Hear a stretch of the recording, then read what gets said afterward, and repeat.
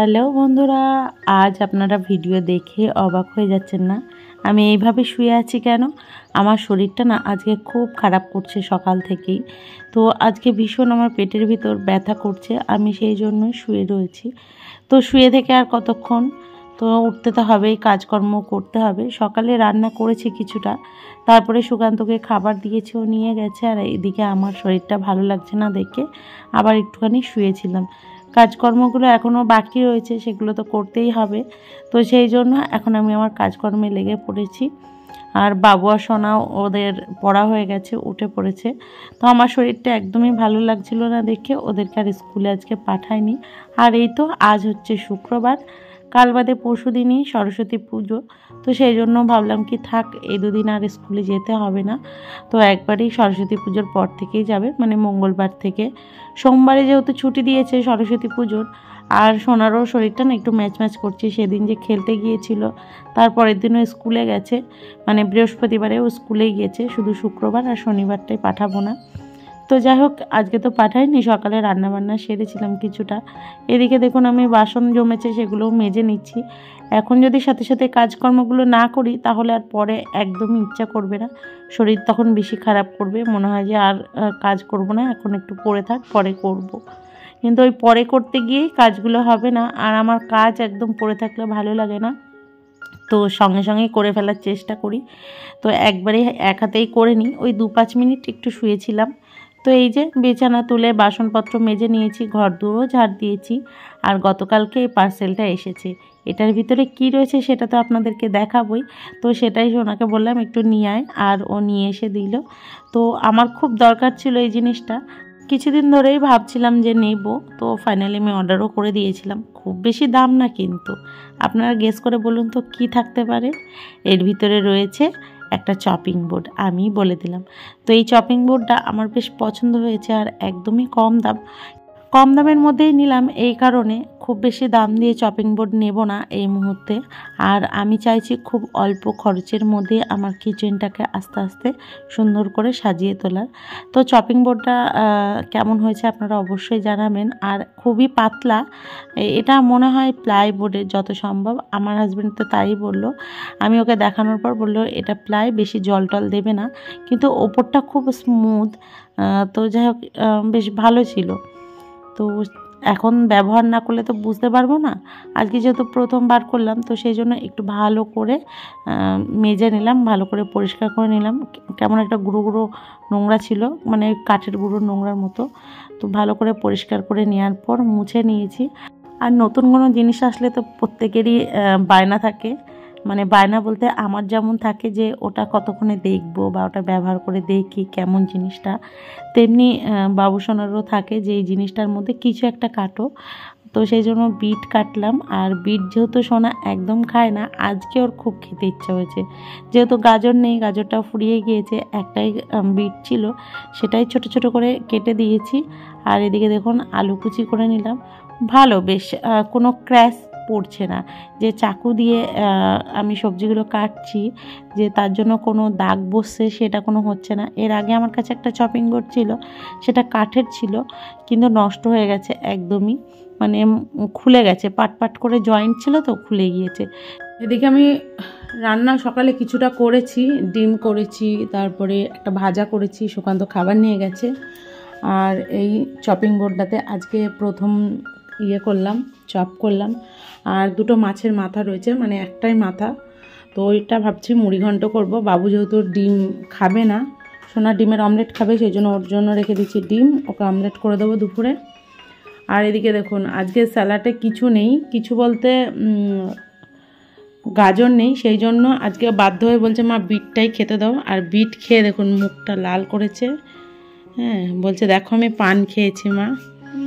তো ওকে বিট দিয়েছি কেটে, ও বসে বসে আয়নার সামনে খাচ্ছে আর মুখটা দেখছে, তাই বলছে আমাকে একটু দেখাও। তো চলুন রান্নাটা করে নিই।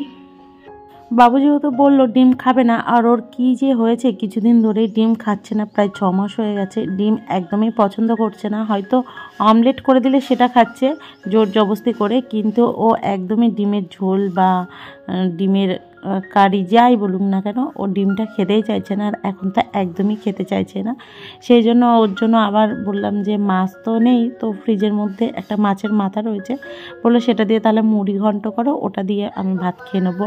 আর ও মুড়ি ঘন্ট খেতে খুব ভালোবাসে, তো সেই জন্য ভাবলাম কি যখন মাছের মাথাটা রয়েছে, কালকে আবার শনিবার, তো তার আগে করেই ফেলি, আর ছেলে নাহলে কী দিয়ে খাবে। তো সেই জন্য আবার মুড়ি ঘন্টটা করছি।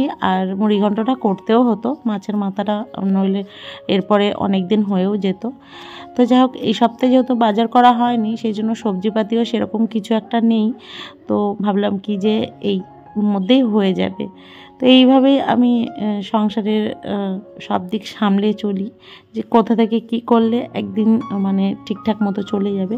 এদিকে ডিমও হয়েছে, আর ডিম যেহেতু খাবে না, সেজন্য মাছের মাথা দিয়ে মুড়ি ঘন্টটা করলে ও ভালো খাবে, ওটা দিয়ে ওর খাওয়া হয়ে যাবে। আর খুব বেশি লঙ্কা দেব না, একদম মানে ওই 2টো লঙ্কা দেব, একদম ঝালটা কম হবে, তাহলে ঠিকঠাক করে ও খেতে পারবে, আর খুব বেশি ঝাল হলে খেতে পারবে না। আর এমনিও আমরা খুব একটা ঝাল খাই না, কিন্তু আমরা খুব ঝাল খেতে পছন্দ করি, গোটা লঙ্কা দিয়ে দিই। তো ওই গোটা লঙ্কায় আমি আর সুকান্ত ওই ভাতের সাথে ডলে খেয়ে নিই। ঝাল হলে খুব একটা খেতে চায় না, ছোটো ছেলে তো বেশি খেতে চায় না, বড়টা যাও বা খায়, তো সেই জন্য একটু ঝাল কম দেওয়ার চেষ্টা করি সবজিতে। আর খুব অতিরিক্ত ঝাল খাওয়াটাও ভালো না। তো যাই হোক, আমি কীভাবে মুড়ি ঘন্ট তৈরি করি সেটাই আপনাদের সাথে একটুখানি শেয়ার করছি। প্রথমে তো অল্প একটু তেল দিয়েছি, তেলের মধ্যে আলু আর পেঁয়াজটা ভেজে নিলাম, আর একটু গরম মশলা দিয়েছি গোটা, একটা তেজপাতা দিয়েছি, আর এদিকে মিক্সিতে বেটে নিয়েছিলাম একটু লঙ্কা, আদা, একটু রসুন, আর অল্প একটু পেঁয়াজ, আর জিরে আর ধনে ছিল, তো ওটা ভালো করে পেস্ট করে নিয়ে এখন দিয়ে দিলাম। মশলাটা ভালো করে কষিয়ে নেব, কষিয়ে নেওয়ার পরেই মাছের মাথাটা দেব। এইভাবেই আমি করি মুড়ি ঘন্ট। আপনারা কে কীভাবে করেন অবশ্যই কমেন্টে জানাবেন আমাকে।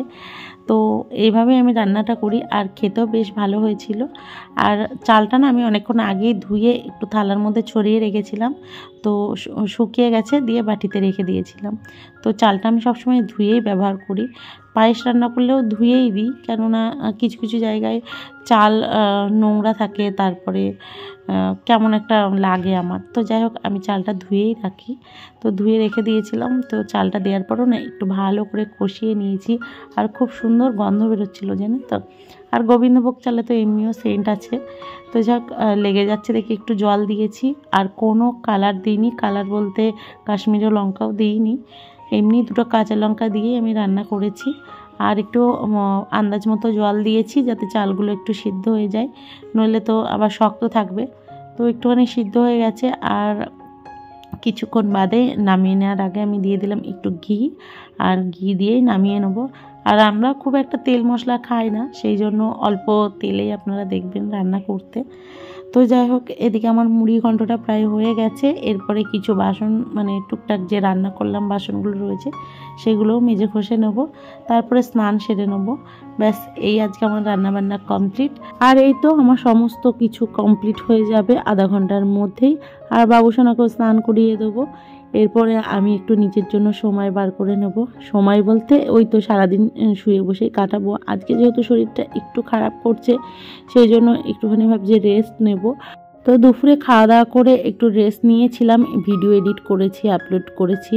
আর এই দেখুন আজকে রান্নাবান্না কী করেছি সেটা আপনাদেরকে দেখিয়ে দিলাম। আর ডিমের ঝোলটা এত মানে কালো কালো দেখতে হয়েছে, লোহার কড়াইয়ে যেহেতু রান্না করছি সেই জন্য এরকম হয়ে যাচ্ছে। যতই রান্না করছি না কেন মানে কালো হয়ে যাচ্ছে, জানি না কবে লোহার কড়াইটা একদম ঠিকঠাক হবে। তো যাক, মুড়ি ঘন্টটা একদম ঠিকঠাক হয়েছে। আর ওই লোহার কড়াইয়ে ডিমের ঝোলটা না অনেকক্ষণ বসিয়ে রেখেছিলাম, সেই জন্য হয়তো কালো হয়ে গেছে, মানে রান্না করার পরও রেখে দিয়েছিলাম আধা ঘন্টা 1 ঘন্টা মতো। রাত্রিবেলায় শরীরটা ভালো লাগছিলো দেখে আজকে কিচেনটা একটু পরিষ্কার করে নিচ্ছি। আর এদিকে আমার রাতের খাবারও তৈরি হয়ে গেছে। ভিডিওটা আর খুব একটা বড় করব না, আজকে এই পর্যন্তই থাকছে। দেখা হচ্ছে পরের ভিডিওয়ে। সবাই ভালো থাকবেন, সুস্থ থাকবেন। আর ভিডিওটা কেমন লাগলো অবশ্যই লাইক কমেন্ট শেয়ার করে জানাবেন।